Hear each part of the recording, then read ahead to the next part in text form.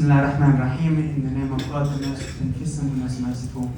Assalamu alaikum wa rahmatullahi wa barakatuh. Peace be upon you, and may the blessings and mercy of God be upon you too.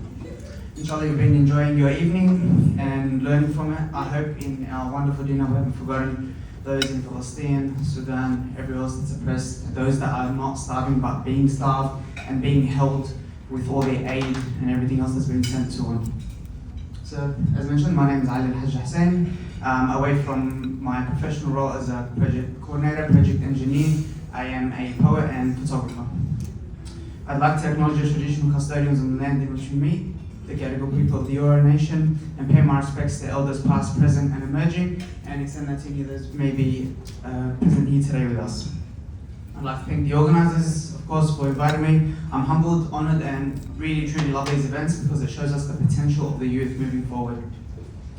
Ironically, in the theme of resilience and in writing this poem for this event, every time I came to like a crossroads and think of what am I going to write, and living up to the expectation of the invite, I wanted to grab my phone, I wanted to eat or do something totally separate to what the poem is.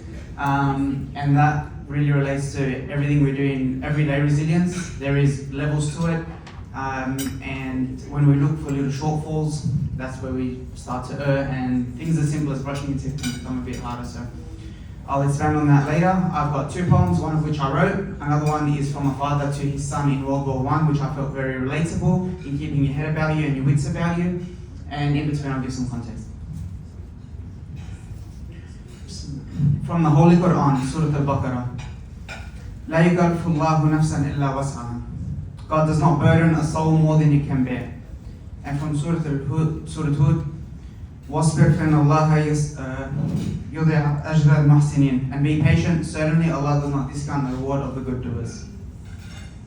The philosopher Seneca posited, to be everywhere is to be nowhere. So our scattered minds due to contemporary tech more often than not leave us full but unsatiated, and gorged but malnourished. Jumping to the next obsession when things get a little bit difficult instead of facing the challenge head on, which is to be a milestone. We look for the path of least resistance when we haven't built a tolerance or endurance for focus. We actively seek distractions, making them our fail-safe because it allows us to safely fail. A damaging reward for doing absolutely nothing. So when we get stuck is when we should be doubling down. That's why it's called double or nothing. In the same way in which we obsess to beat a level on a video game or get stuck on a weight in the gym, it requires resolve and perseverance. One more rep, reading one more page, writing one more paragraph, and not one more YouTube video at 2 a.m. We rely on consistency the days we lack motivation. This consistency breeds resilience. Without it, complacency leads to complaints, you see. Part of the procrastination tree, because if you branch off in a million directions, only picking the low-hanging fruit, but with more sun exposure, the fruit higher is riper.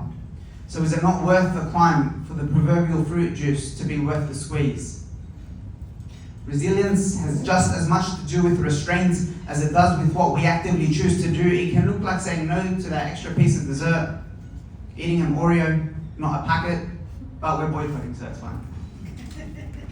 We live more comfortably than royalty in eras gone by, which is why only recently there's been a surge in ice baths at Bondi.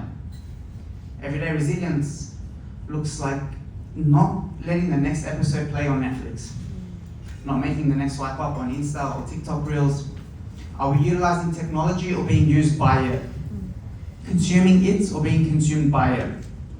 In a world of excess consumption and accessible dopamine, we can pull resilience from religion.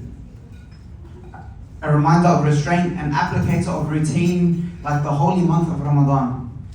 The prophets and their conviction, it is tawakkul, trusting in God's plan. Prophet Nuh alayhi salam preached for 950 years. Prophet Muhammad sallallahu alayhi wa sallam was pelted with stones. We look to their patience and pillars to build the foundation of resilience. It looks like rebuilding your home as soon as the rockets stop falling.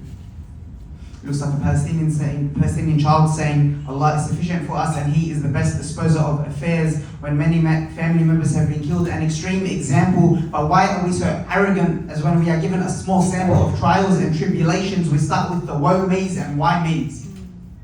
Privilege and ability are blessings in which are entrusted to us. Things don't become easier. We are to become better, stronger, when we make the active decision to. So put down the chocolate, stop doom scrolling, and start what you were scared to.